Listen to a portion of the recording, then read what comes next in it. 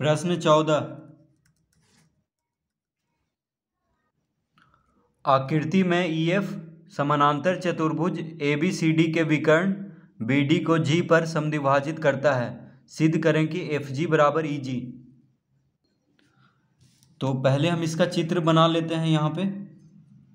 तो कह रहा है एक समानांतर चतुर्भुज है ABCD।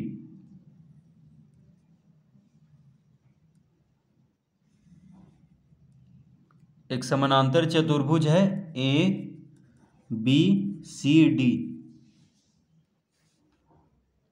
तो समानांतर चतुर्भुज में क्या होता है, सम्मुख भुजा बराबर होता है और समानांतर होता है।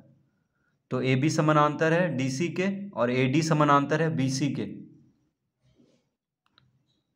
तो आकृति में EF समानांतर चतुर्भुज ABCD के विकर्ण BD को, तो यहाँ पे हम विकर्ण एक बना लेते हैं BD।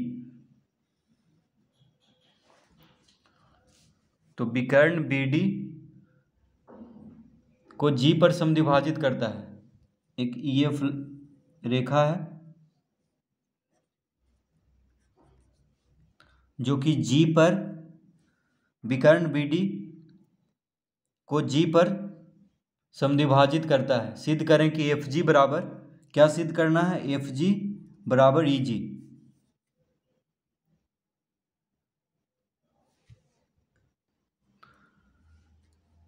तो EF क्या कर रहा है, विकर्ण BD को G पर समद्विभाजित कर रहा है, यानी DG बराबर है GB के।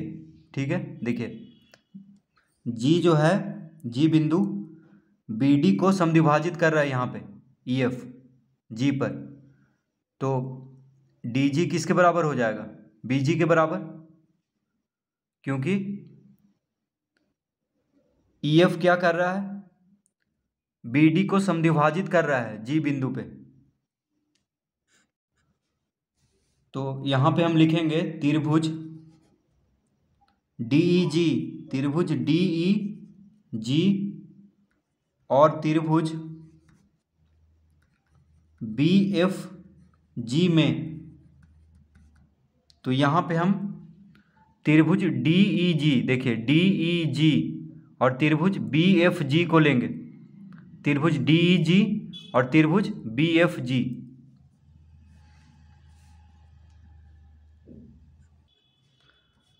तो इन दोनों त्रिभुज में क्या है, कोण DGE, कोण DGE बराबर कोण BGF। तो ये कौन सा कोण है, शीर्षाभिमुख कोण, शीर्षाभिमुख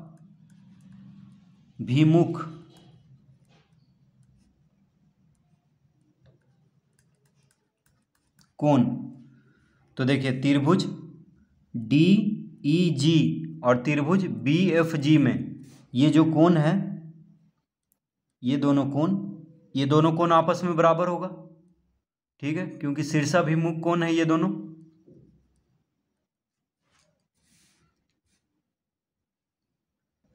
उसके बाद लिखेंगे कोण DEG बराबर कोण BFG। ये कौन सा कोण है, तो कोण DEG, देखिए कोण DEG यानी ये वाला कोण किसके बराबर होगा, कोण BFG यानी ये कोण। ये दोनों कोण बराबर होगा, क्यों बराबर होगा, क्योंकि ABCD क्या है, एक समानांतर चतुर्भुज है। तो समानांतर चतुर्भुज में सम्मुख भुजा क्या होता है, समानांतर। तो DC और AB समानांतर है, तो ये दोनों कोण बराबर होगा, एकांतर कोण बना रहा है। यानी कोण DEG ये वाला कोण और कोण BFG यानी ये कोण, दोनों क्या होगा, एकांतर कोण है, यानी बराबर होगा। तो हम लिख देंगे एकांतर कोण। उसके बाद देखिए DG बराबर BG, ये दिया हुआ है, DG बराबर BG दिया हुआ है, क्योंकि EF जो है विकर्ण BD को G पर समद्विभाजित कर रहा है। तो इसका मतलब क्या हुआ, DG बराबर BG। तो लिख लेंगे डी जी बराबर बी जी लिखेंगे। दिया है, ये तो दिया है क्योंकि ई एफ विकर्ण बी डी को जी पर समद्विभाजित कर रहा है, तो डी जी बराबर बी जी होगा। तो देखिए त्रिभुज डी ई जी और त्रिभुज बी एफ जी में कौन कौन भुजा, देखिए कौन कौन भुजा से, यानी ए एस, कौन कौन भुजा से क्या होगा, त्रिभुज डी ई जी, तो लिखेंगे अतः त्रिभुज डी ई जी समानांतर होगा, ये माफ कीजिए सर्वासम होगा त्रिभुज बी एफ जी के। क्यों होगा, तो ए एस नियम, ए एस नियम से त्रिभुज डी ई जी सर्वासम होगा त्रिभुज बी एफ जी के।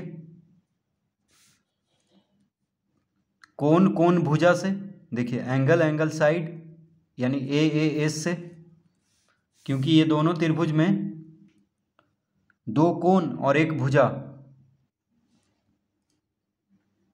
बराबर मिल रहा है, तो दोनों त्रिभुज क्या होगा, सर्वासम। तो लिखेंगे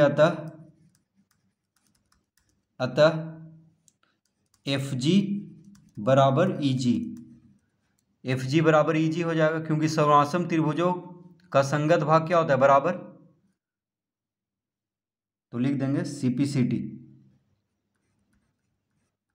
सीपीसीटी से, सीपीसीटी मतलब क्या हुआ, सर्वासम त्रिभुजों के संगत भाग बराबर होगा। तो जब ये दोनों त्रिभुज सर्वासम सिद्ध हो गया है, तो एफ जी बराबर क्या होगा, ई जी, यानी ये दोनों त्रिभुजों का और जो बाकी बचा हुआ भाग सब बराबर होगा। ठीक है, तो देखिए एफ जी बराबर ई जी, यही सिद्ध करना था, एफ जी बराबर ई जी। तो इस तरह हम इसको सिद्ध करेंगे।